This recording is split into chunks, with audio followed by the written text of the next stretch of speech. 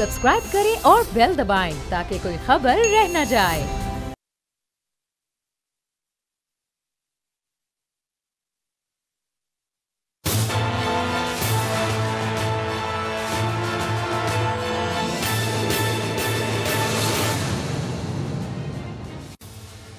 अस्सलाम वालेकुम। प्रोग्राम तज्जिया, मैं हूं अलीना इलियास, समी इब्राहिम, राना ताहिर मेरे साथ।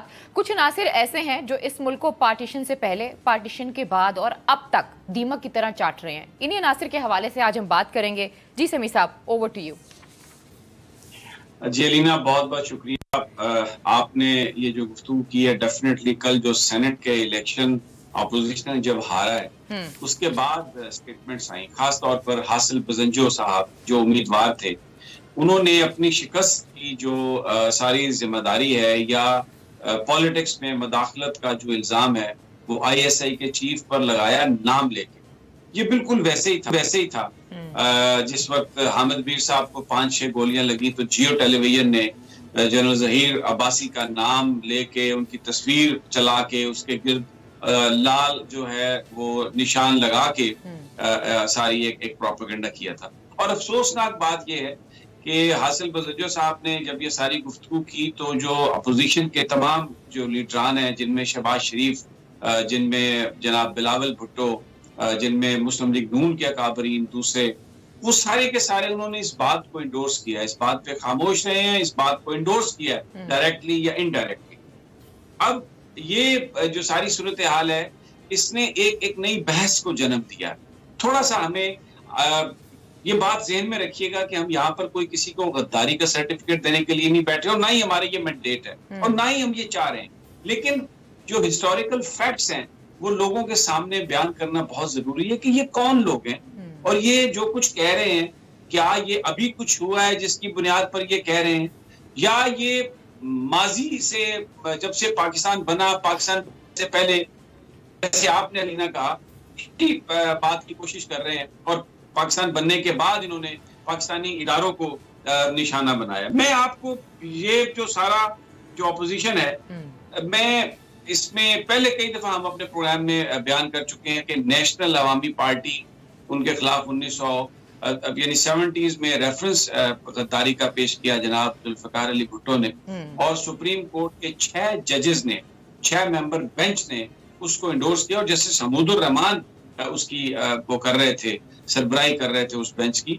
नेशनल अवामी पार्टी पर पाबंदी लगाई गई और उसकी बुनियाद उनकी तकारीर थी, न सिर्फ तकारीर बल्कि और बहुत कुछ वो कर रहे थे।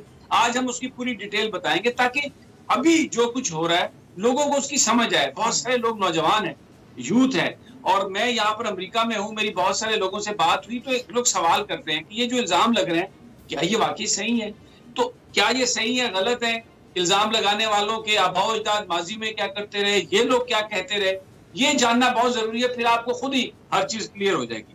अब देखें, नेशनल अवामी पार्टी नैब जिस पर पाबंदी लगी थी, जो अभी इस अपोजिशन का हिस्सा है, वली खान साहब, फिर उनके बेटे असफंद यार वली साहब अब इस अपोजिशन के बड़े जबरदस्त वो एक रुकन है।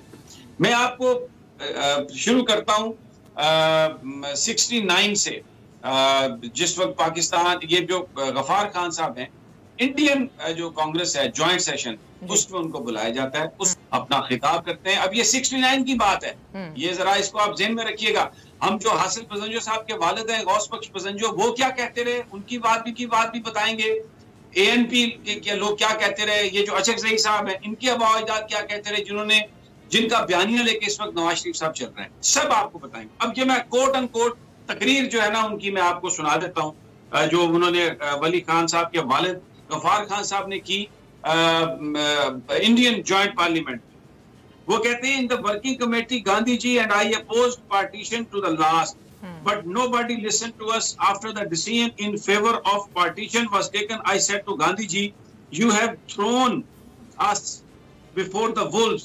It was then that Gandhi ji told me, if you are unjustifiably treated or oppressed, India will fight for you.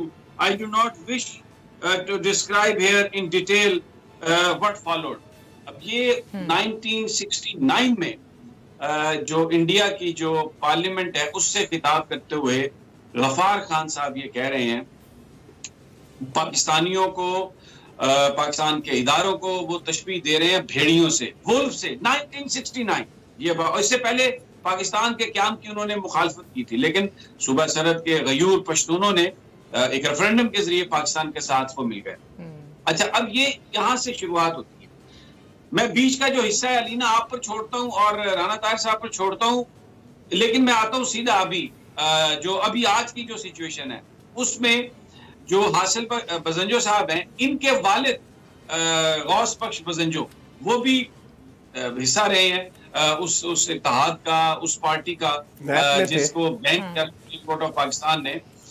Rana साहब जरा जो बजिंजो साहब के वालिद गौस बख्श बजिंजो, क्योंकि आप भी पुराने तारीख दान है, बड़ी आपकी नजर है, जरा बयान फरमाइए कि गौस बख्श बजिंजो क्या कहते थे।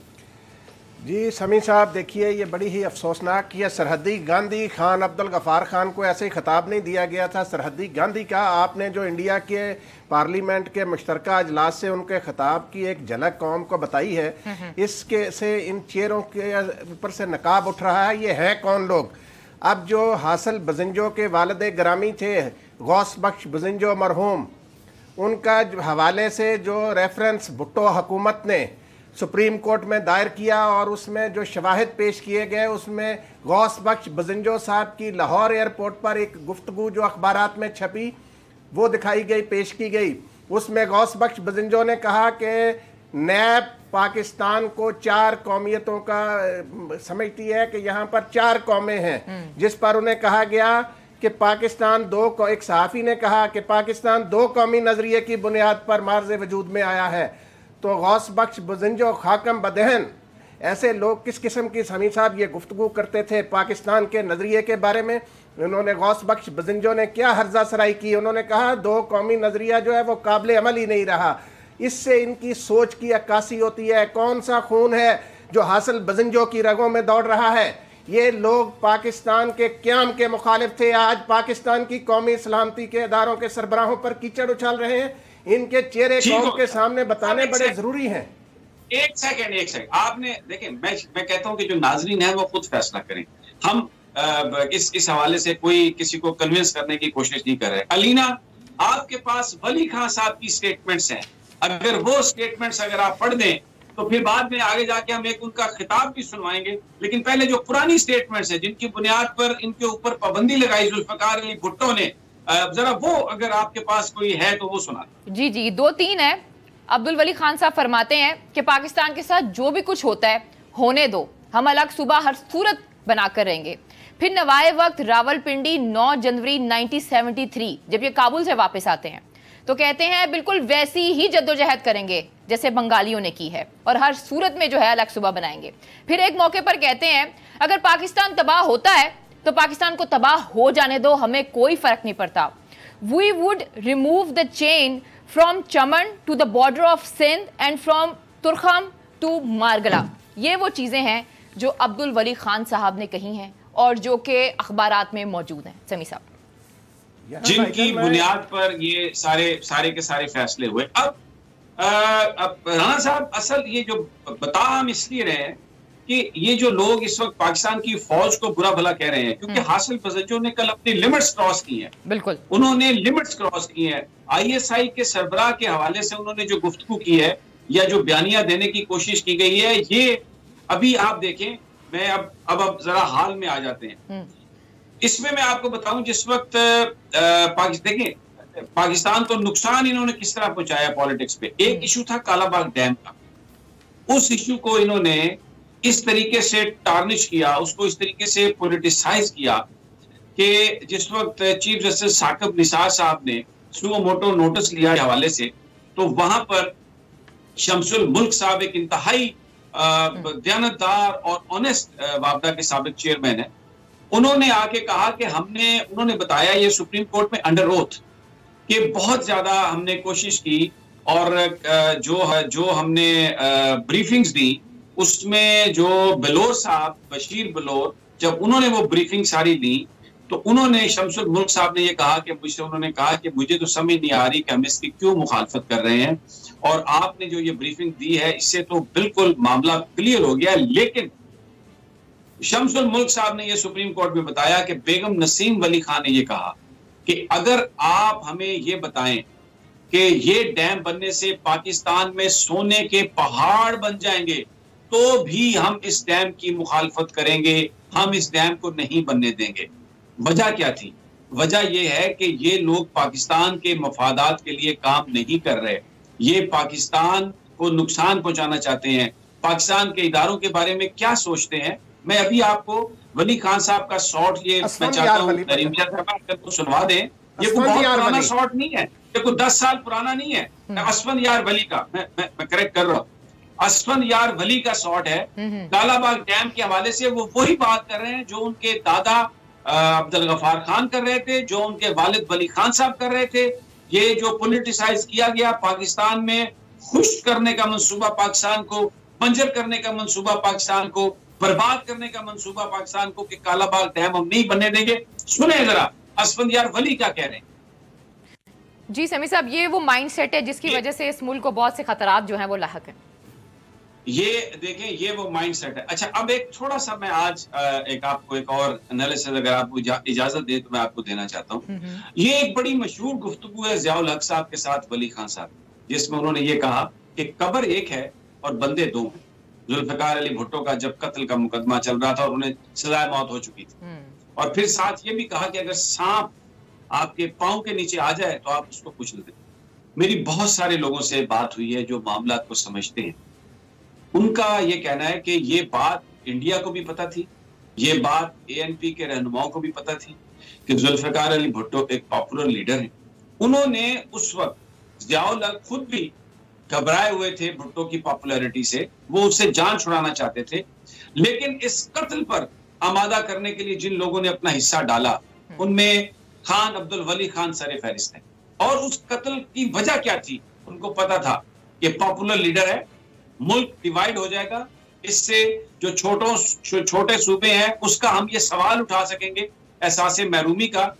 तो जो कत्ल जुल्फिकार अली भुट्टो का हुआ, अदालती कत्ल, उसमें खान अब्दुल वली खान ने उसको तरगीब देने में ज़ियाउल हक को एक अहम रोल प्ले किया। और उसकी वजह ये थी कि वो पाकिस्तान को डिवाइड करना चाहते थे, पाकिस्तान के अंदर नफरत के इस तरह के बीज बोना चाहते थे कि ये सूबे डिवाइड हो जाएं, ये पाकिस्तान टूट फूट जाए।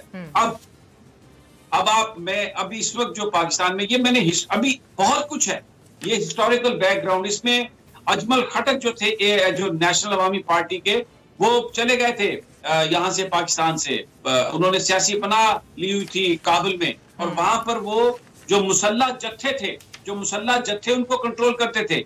और मैं आपको ये भी बात बताऊं, नौजवानों को ये नहीं पता, ये आफ्ताब शेरपाव के जो भाई जो वजीर आला थे KP के, वो उस वक्त हयात मोहम्मद शेरपाव, जी हयात मोहम्मद शेरपाव, वो एक बम ब्लास्ट में वो उनकी शहादत हुई थी।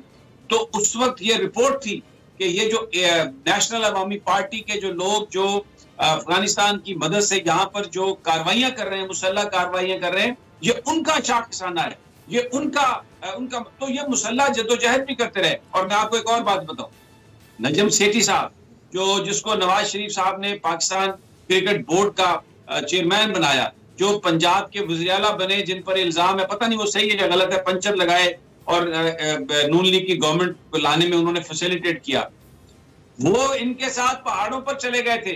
खैर बख्श मरी थे वो, जिनको जनरल शरोफ भी कहा जाता था, मेंगल भी थे।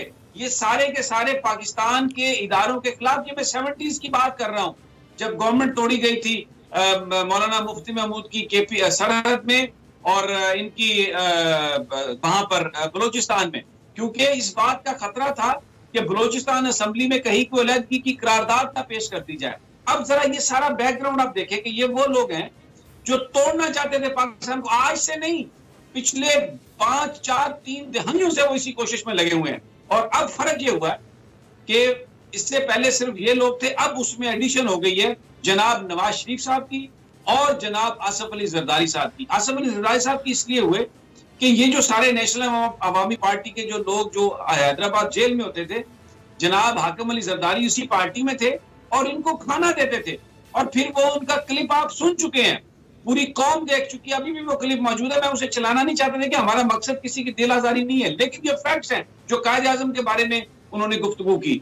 ये वो सारे लोग हैं जिन्होंने पाकिस्तान को तस्लीम नहीं किया। ये पाकिस्तान को तस्लीम सिर्फ इसी सूरत में करते हैं अगर यहाँ पर इन्हें हुक्मरानी का हक दे दिया जाए, यहाँ पर अगर इन्हें लूट मार की इजाजत दे दी जाए। अब आ गया मियां नवाज शरीफ साहब, उनके भी बिजनेस इंटरेस्ट थे, वो इन लोगों के साथ मिल गया। अब हासिल बजंजो को, जिसका बाप ये कहता है कि पाकिस्तान दो कौमी नजरिया फेल हो चुका है, और नवाज शरीफ ये कहते हैं ये जो दीवार है बीच में, ये तो पता नहीं क्यों आ गई। वो भी आलू गोश्त खाते, हम भी आलू गोश्त खाते, वो भी कद्दू गोश्त खाते, हम भी कद्दू गोश्त खाते, वो भगवान कहते, हम रब कहते। और फिर उन्होंने कहा कि पाकिस्तान की फौज ने, अटल बिहारी वाजपेयी ने कहा कि मेरी पीठ में छुरा घोंप दिया, तो मैंने उनसे कहा कि आप ठीक। अब इनकी सोच मिल गई। अब मरियम नवाज उस सोच को आगे लेके चल रही हैं, महमूद खान अचकजई उनको कोयटा लेके जाते हैं। ये सारा वो टोला है राना साहब जो पाकिस्तान के इदारों को नुकसान पहुंचाने की कोशिश कर रहा है, तोड़ने की कोशिश कर रहा है। अब एक आखिरी बात करता हूं, मुझे पता है मेरी बात लंबी हो गई। अभी आप फेसबुक पे जाएं, आप सोशल मीडिया पे जाएं, जंग ग्रुप के वो लोग, देखिए मैं बिल्कुल खुल के बात कर रहा हूं, उनका अपना बयानिया है, मेरे दोस्त हैं सारे, मैं एक एक का नाम ले सकता हूं। उनकी आप पोस्ट देखें फेसबुक पे, पाकिस्तान की फौज के खिलाफ, पाकिस्तान की एजेंसियों के खिलाफ, और सारे का सारा जो मामला पॉलिटिक्स, यानी वो इस वक्त इस काम पे लगे हुए हैं। हर 2 घंटे के बाद, 15 मिनट के बाद फेसबुक पे, ट्विटर पे, चाहे उसमें उमर चीमा है, चाहे उसमें खानजादा है, चाहे उसमें शाहीन कुरैशी है, चाहे उसमें कोई बंदा भी नाम ले, चाहे वो नूरानी साहब हैं जो आजकल रहमत अली राजी साहब के मामला जो है उनको हैंडल कर रहे हैं क्योंकि उनके भांजे या भतीजे हैं। सारे वो लोग जिनका ताल्लुक जंग ग्रुप से है, बहुत सारे वो लोग जो और भी बहुत सारे चैनल से हैं, ये सोशल मीडिया को इस्तेमाल क्या कर रहे हैं, पाकिस्तान के इदारों के खिलाफ। ये जो बजंजो साहब की ये जो गुफ्तगू है कल, जिसमें उन्होंने ISI के सरबराह का नाम लेके उन पर इल्जाम लगाया, मुझे ये बताइए, ये वो बयानिया है जो जिस वक्त हामिद मीर पर हमला हुआ था तो जंग और जियो ग्रुप लेके चला था। आज भी आप देखें जंग और जियो ग्रुप क्या कर रहा है, आज भी आप देखें तो ये लोग जो माजी में थे अब मेन स्ट्रीम मीडिया में जो घुस आए। और उसकी वजह क्या है? उसकी वजह इंडियन इन्फ्लुएंस है, उसकी वजह वेस्टर्न इन्फ्लुएंस है। जो बैरूनी बड़े बड़े अखबारात हैं यूरोप के, अमेरिका के, वहां पर Indian American, Indian Britishers, Indian French, वो अपने जो इंटरनेशनल रिलेशंस के उनके डिपार्टमेंट्स हैं, चैनल्स के, सफात के, वहां पर वो बैठे हुए हैं और वो उन चीजों को प्रमोट करते हैं, उन चीजों को ऊपर लेके आते हैं। ऐसे लोगों को जो पाकिस्तान के इदारों को गाली निकालते हैं उनको इनामात दिए जाते हैं, उनको बुला के अवार्ड्स दिए जाते हैं। दुनिया में ये बताने की कोशिश की जाती है कि ये बहुत सच्चे लोग हैं, और पाकिस्तान के इदारों को बदनाम करने की बात की जा रही है। ये एक there is a method to this madness. ये जो कुछ भी हुआ, जो कुछ हो रहा है, इसमें राना साहब जरूरत इस बात की है कि हुकूमत Pakistan, prime minister Imran Khan, attorney general साहब को हदायत करें और बिल्कुल once for all you need to hit them legally, और जो ये अदालत में इनको ले जाया जाए और ये बताएं कि इनके पास क्या एविडेंस है, ये क्या बात कर रहे हैं, या किसके कहने पर ये पाकिस्तान के इदारों को, पाकिस्तान की ISI को मलाइन कर रहे हैं। इस वक्त इंडिया पाकिस्तान की, हमारी एजेंसी के बारे में इस तरह बात करता है, पाकिस्तान के दुश्मन इस वक्त हमारी एजेंसी के बारे में इस तरह बात करते हैं, जो ये बात कर रहे हैं। तो इसकी इन्वेस्टिगेशन जो जुल्फिकार अली भुट्टो ने तारीखी कदम उठाया था, इन पर पाबंदी लगनी चाहिए। अगर अल्ताफ हुसैन पाकिस्तान को गाली निकालते हैं, उन पर पाबंदी लग सकती है, तो चाहे वो नवाज शरीफ हो, चाहे उनकी बेटी हो, चाहे बिलावल भुट्टो हो, यानी उनको कोई थोड़ी बहुत भी कोई पॉलिटिकल या मोरालिटी, उनकी स्टेटमेंट्स मौजूद हैं। वो गए सादिक संजरानी को उन्होंने उस वक्त जीतने के बाद मिठाइयां खिलाई और कहा कि आज जमहूरियत की फतह हुई है, और कल वो ये कह रहे थे सिलेक्टेड चेयरमैन। तो जो लोग अपने जाती मफाद के लिए इस पॉलिटिक्स को एक गेम बना रहे हैं, लोगों से खेल रहे हैं, पाकिस्तान के इदारों पर इल्जाम लगा रहे हैं, they should not be allowed. क्या ये हमें इसकी इजाजत देनी चाहिए राना साहब? जी भाईजान, देखें बात ये है, ये बहुत अच्छा किया आपने, ये जो तारीखी हवाला इनका दिया है। बात ये है कि नेशनल अवामी पार्टी जो थी ना समी साहब, जब जुल्फकार अली भुट्टो ने दिसंबर 71 में इक़्तिदार संभाला तो उस वक्त नेशनल अवामी पार्टी पर पाबंदी लगी हुई थी। जुल्फकार अली भुट्टो ने एक अच्छा माहौल मुल्क में पैदा करने के लिए उस पाबंदी को ख़त्म किया और उन्हें कहा कि आए मेरे साथ बैठें और बातचीत करें, मुज़ाकरात करें। उस जुल्फकार अली भुट्टो ने वो पाबंदी ख़त्म की, मुज़ाकरात किए, 2 सूबों में इनके गवर्नर बनाए, 2 सूबों में इनकी हुकूमतें कायम की। लेकिन ये पाकिस्तान की सालमियत के खिलाफ काम करने से बाज ना आए, जिसके बाद जुल्फ़िकार अली भुट्टो को मजबूरन इन पर पाबंदी, ना सिर्फ पाबंदी लगाना पड़ी, उन्होंने वो ठोस शवाहिद पाकिस्तान की सुप्रीम कोर्ट में भाईजान पेश किए, जिसके सरबराह उस वक्त जस्टिस हमूदुर रहमान थे, जो एक बहुत बड़ा नाम है पाकिस्तान की अदालती तारीख में। उसमें जस्टिस याकूब अली थे उस बेंच में। तो भाईजान उस 6 रुकनी बेंच ने ये कहा कि नेशनल अवामी पार्टी के खिलाफ वफाकी हुकूमत ने ठोस शवाहिद पेश किए हैं, ये मुल्की सालमियत और यकजहती के खिलाफ सरगर्मियों में मुलव्वस हैं, गैर मुल्की फंडिंग के ठोस शवाहिद मौजूद, इमदाद के ठोस शवाहिद मौजूद हैं। हयात मोहम्मद शेरपाव के जो कत्ल की बात की, वो उस वक्त के अटॉर्नी जनरल याहिया बख्तियार ने सुप्रीम कोर्ट में बयान दिया कि हयात मोहम्मद खान शेरपाव समेत मुतअद्दिद तलबा और असातिज़ा के कत्ल में नेशनल अवामी पार्टी की क़यादत मुलव्वस है। तो इन सारी बातों को देखते हुए समी साहब, जो रेफरेंस जुल्फ़िकार अली भुट्टो ने नेशनल अवामी पार्टी के खिलाफ पेश किया था, सुप्रीम कोर्ट के 6 रुकनी बेंच ने मुतफ़िका तौर पर उसकी तौसीक की, नेशनल अवामी पार्टी पर पाबंदी लगी, इन्हें पाकिस्तान के आइन से बगावत का मुर्तकिब सुप्रीम कोर्ट के उस 6 रुकनी बेंच ने करार दिया समी साहब। और उसमें आप देखें, उस फैसले में लिखा हुआ है कि इन्होंने जो अपने बयानात दिए वली खान और दीगर लीडरों ने, उसमें भी ये आइन से इनहराफ की बातें कर रहे हैं। तो उसके बाद समी साहब ऐसी क्या ज़रूरत थी? ये देखें, हम सियासी मफादात के लिए कहाँ तक चले जाते हैं। जुल्फ़िकार अली भुट्टो ने हैदराबाद ट्रिब्यूनल बनाया, इनके खिलाफ बगावत का मुकदमा बनाया गया। सुप्रीम कोर्ट में फैसले में आता है कि ये आर्टिकल 6 की खुली खिलाफ वर्जी के मुर्तकिब हुए हैं नैब के लीडर।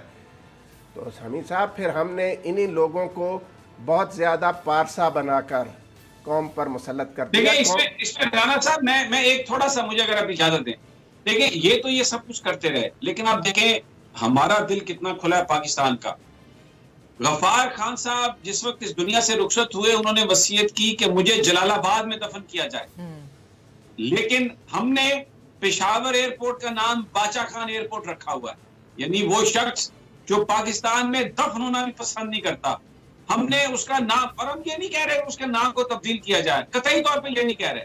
मैं ये कह रहा हूं कि ये पाकिस्तान की मोहब्बत है, ये हम लोग जो हमारी एस्टेब्लिशमेंट है या जो पाकिस्तान के जो लोग हैं उनकी मोहब्बत का ये आलम है कि ऐसा शख्स जो पाकिस्तान में डैम नहीं बनने देता।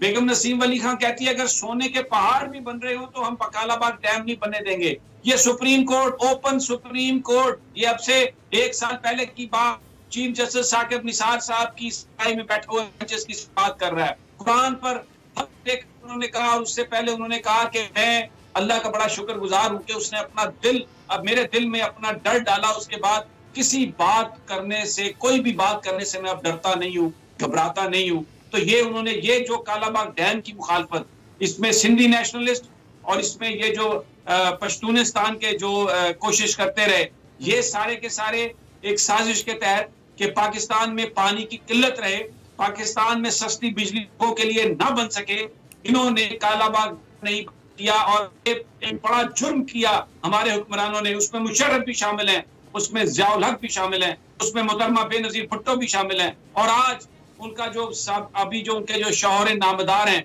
वो तो इस दुनिया से चली गई, वो कालाबाग डैम, और फिर जो एक बच्चा अपना छोड़ गई है बिलावल भुट्टो की सूरत में।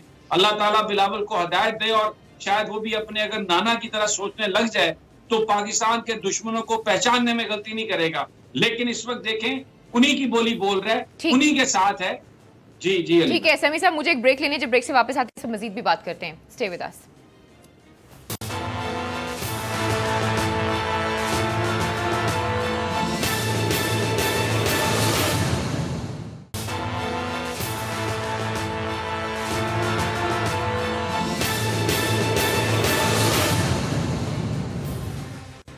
वेलकम बैक नाज़रीन, फिर आपको खुशामदीद कहती हूँ। समी साहब और राना साहब, एक मुकालमा मैं आपको सुनाती हूँ अब्दुल गफ्फार खान का, गांधी साहब से है।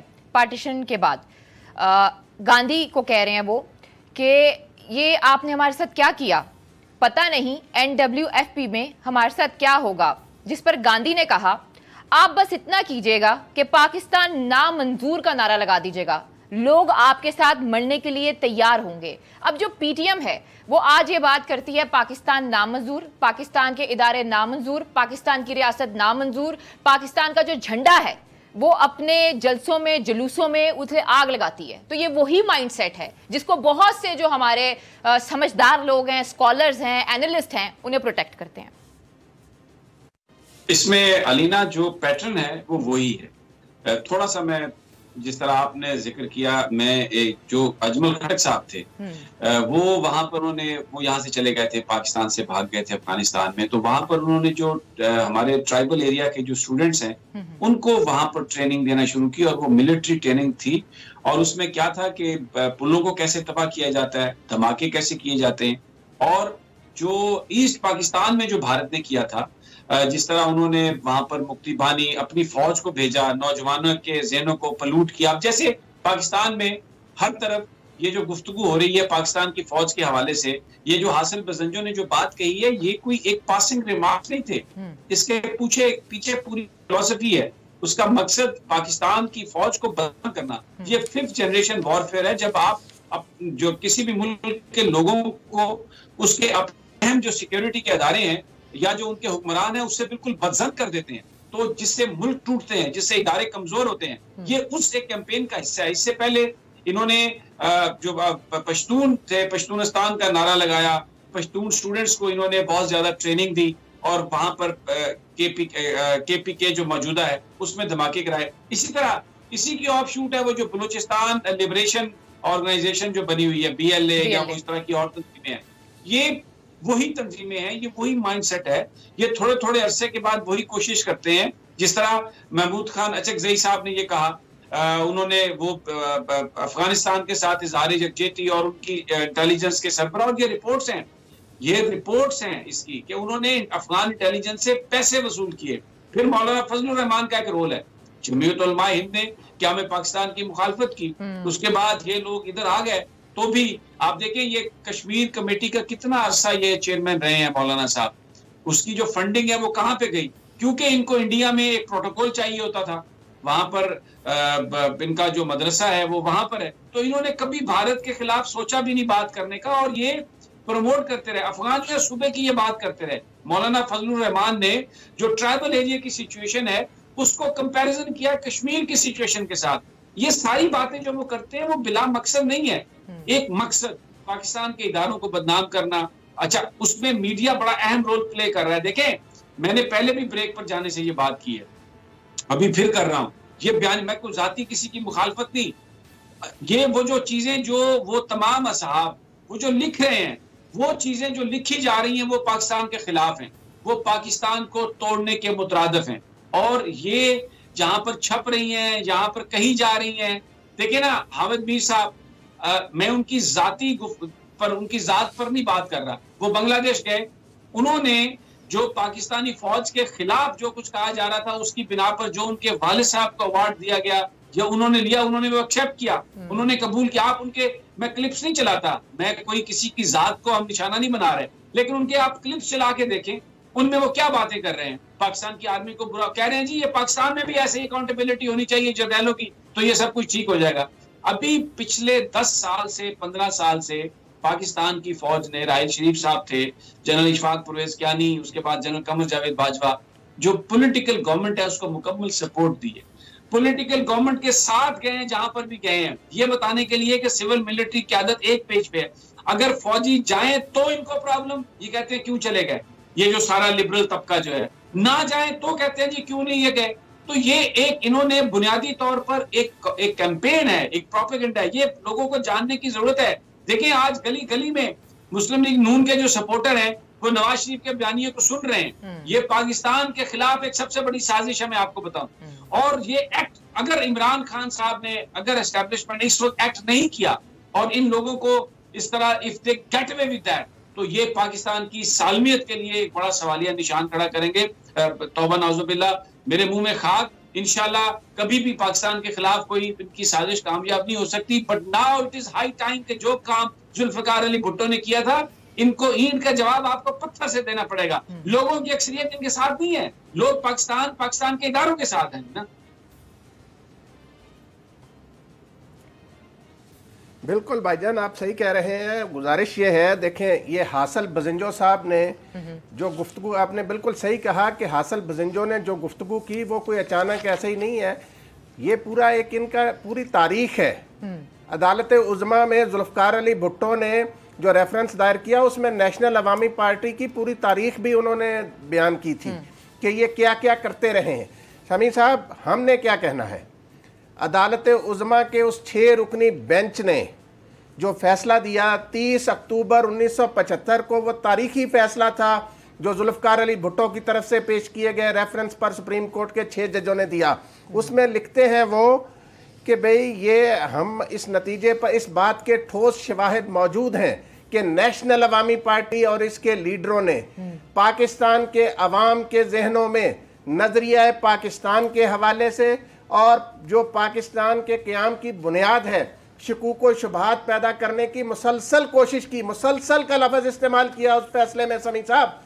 तो ये कोई अचानक नहीं करते, ये एक तयशुदा प्रोग्राम के तहत अपने गैर मुल्की, आप उस वक्त सदर दाऊद के बयानात पढ़ें जो अफगानिस्तान के सदर थे उस वक्त, वो किस तरह की बकवास करते थे पाकिस्तान के हवाले से। और ये वली खान कहते थे कि ये मेरे ज़ाती दोस्त हैं सदर दाऊद। और जब वली खान काबुल से वापस आए हैं तो तोरखम के बॉर्डर पर समी साहब वहाँ क्या नारे लगे और क्या बैनर लगाए गए थे, long live Afghanistan, long live Pakhtunistan. इनको शर्म नहीं आई कि ये वहाँ पाकिस्तान का बैनर लगाते?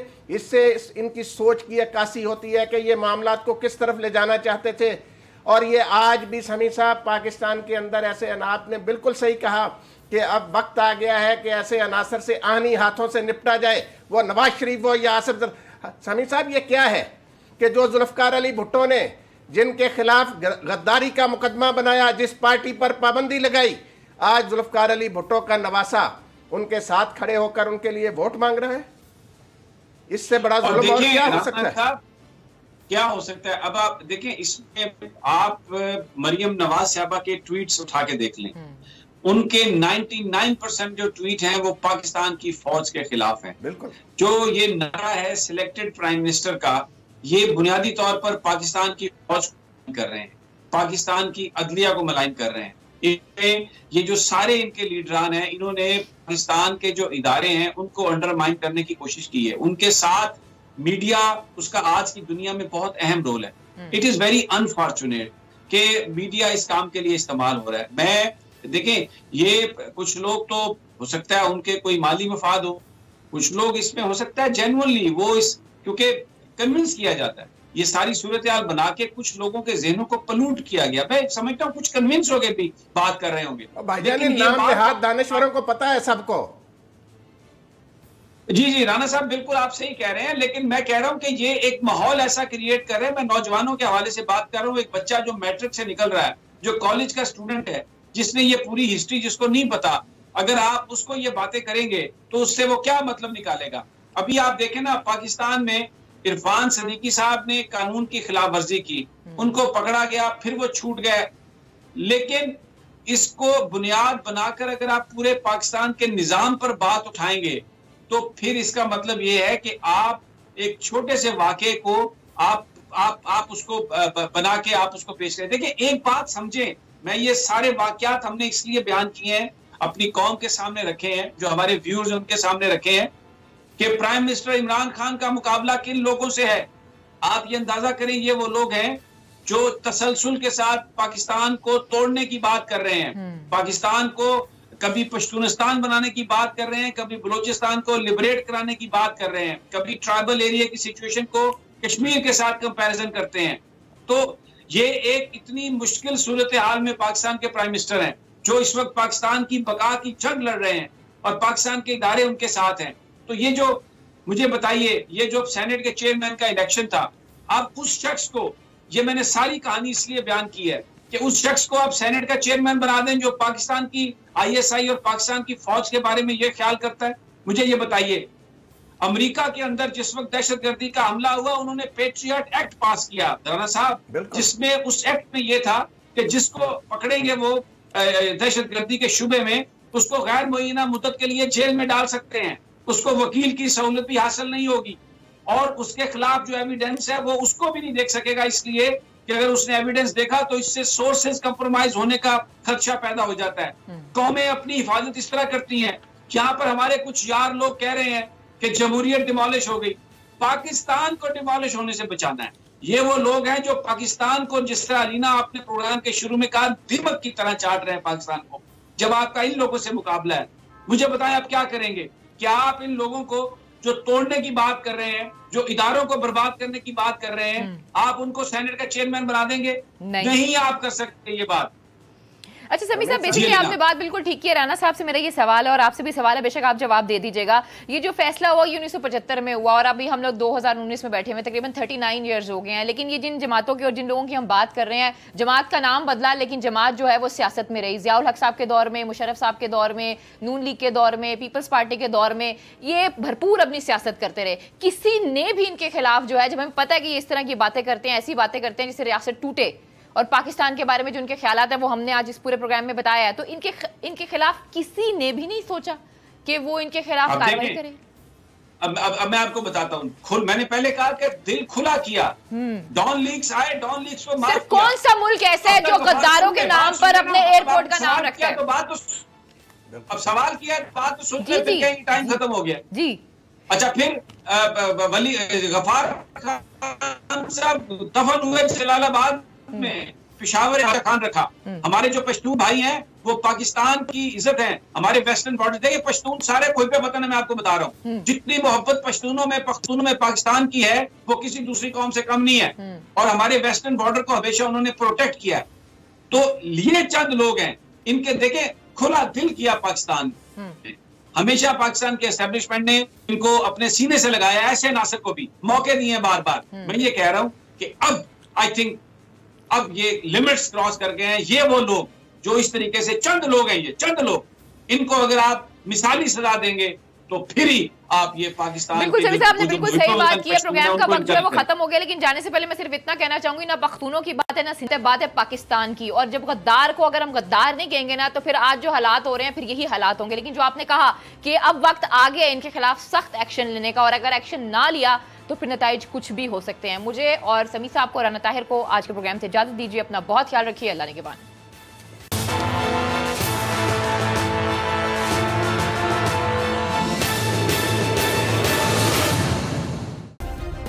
सब्सक्राइब करें और बेल दबाएं ताकि कोई खबर रह न जाए।